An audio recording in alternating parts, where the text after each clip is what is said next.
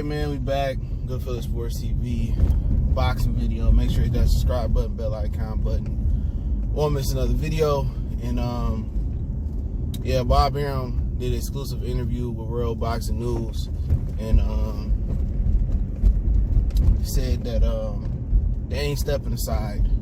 He said Tyson Fury and Crew Brat, or Brat, I call him Bratsworth Puev, they ain't stepping aside to make no undisputed fight happen between Ruiz and Wilder.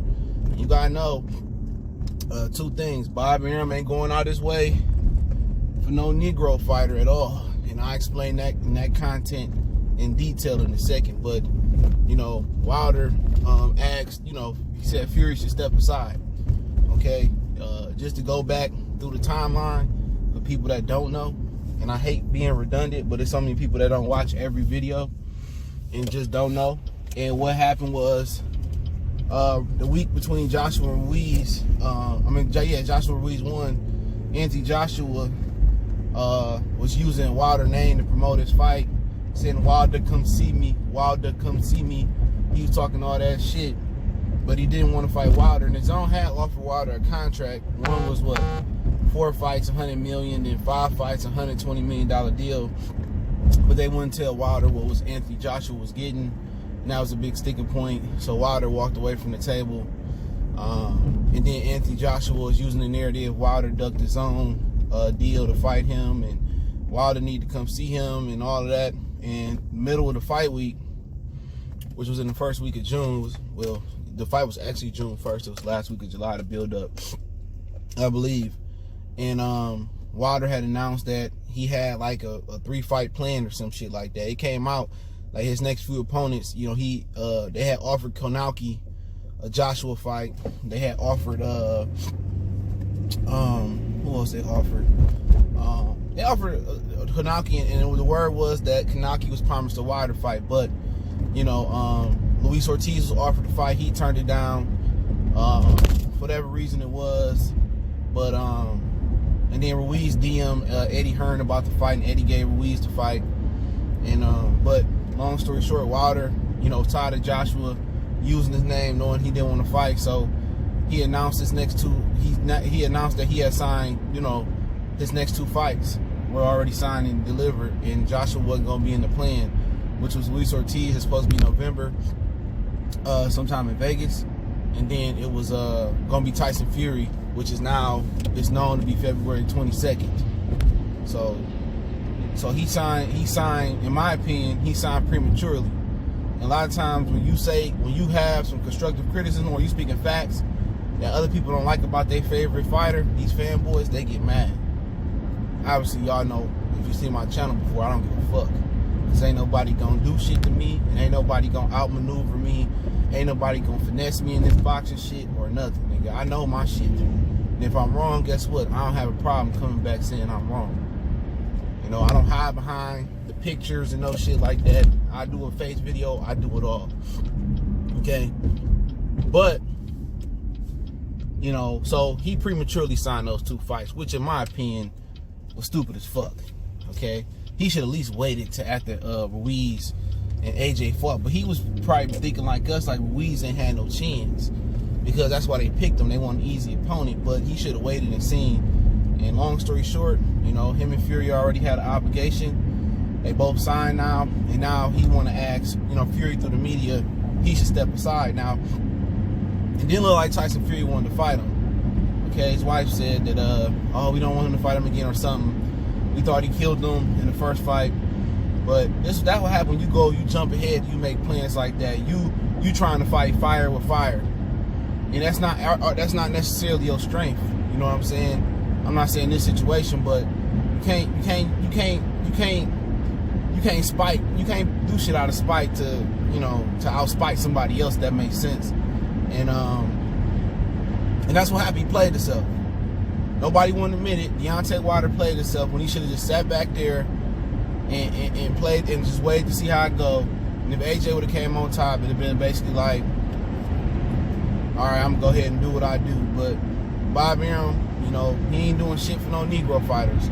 And I proposed yesterday that if they wanted Puev, and I explained the Puev thing, if people don't know, Puev and Fury to step aside, they should ask PBC to make the Errol Spence fight with Terrence Crawford, and then they can make a deal and they can step aside.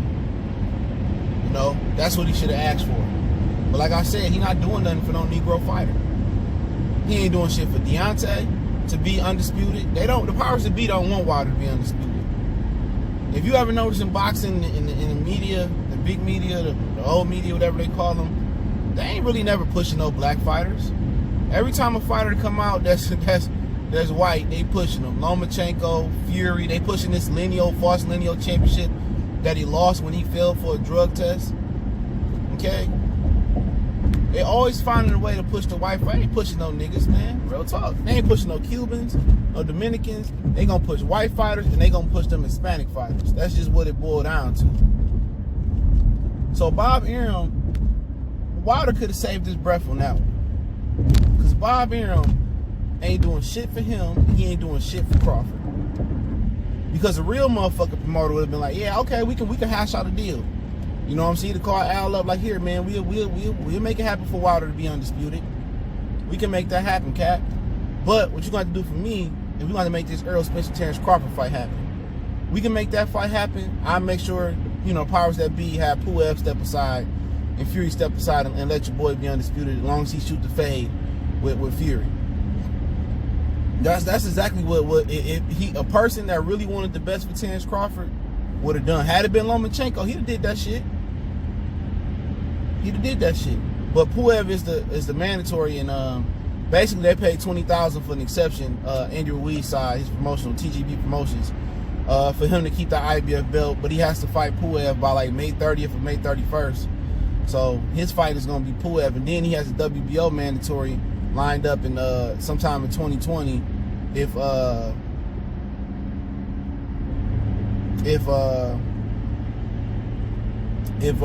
know, Alexander Usyk is ready then. So pretty much Andrew Ruiz 2020 is lined up, and it'd be nice if Tyson Fury stepped aside. But like I said again, Bob Arum ain't doing nothing for no Negro fighters, man. Not for Crawford, not for Wilder, none of them niggas, man. And it is what it is. And also you gotta understand that ESPN boxing is terrible this year as far as rating wise. That's some good fights, you know, by this generation's measuring stick. But ESPN numbers been terrible. They need that Wilder Fury fight.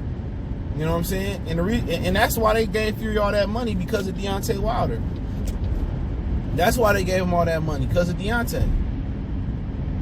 That's the only reason he got that money. Because they wanted in on the Wilder Fury too. But you know what? ESPN numbers ain't doing well regardless though.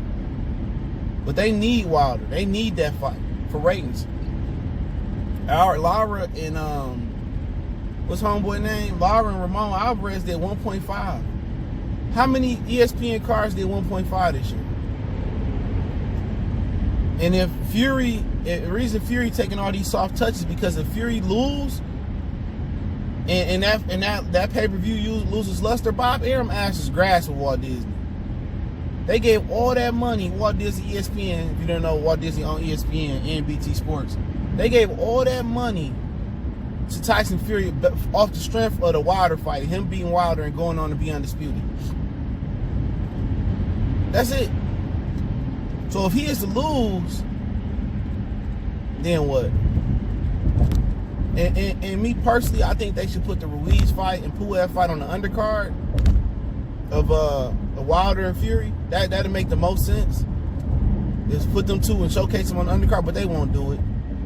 PBC this year hasn't put on the stat card really that pay-per-view or regular TV. It hasn't been one.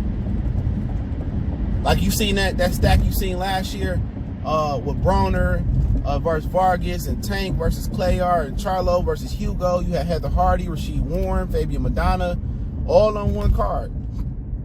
You ain't seen that. They ain't doing that. ESPN can't afford that. Especially it's going to go to purse bid, and ESPN probably going to try to win the purse bid. They might as well just throw it on the Wilder Fury card.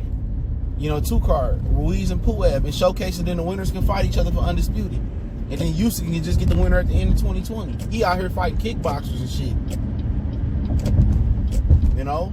But that's just how I believe it should play down. But hey, it is what it is. It's Goodfellas Sports TV. Appreciate everybody for checking in. Don't forget, we on Facebook, Instagram, Twitter. Reach out to the email if you have a business question, inquiry, sponsorship, video request. Let me know what you feel. I linked the article from World Boxing News in the description. Y'all know how to do it. If you want to make a donation, that link's in the description. Best way to donate, just share the video though, one time for the one time we gone. All right, don't forget to check out our sponsor, The Health Blaze, at thehealthblaze.com. Promo code Goodfella1Boxing. Get you 18% off the 100% all natural products. Website, promo code, description. Thanks.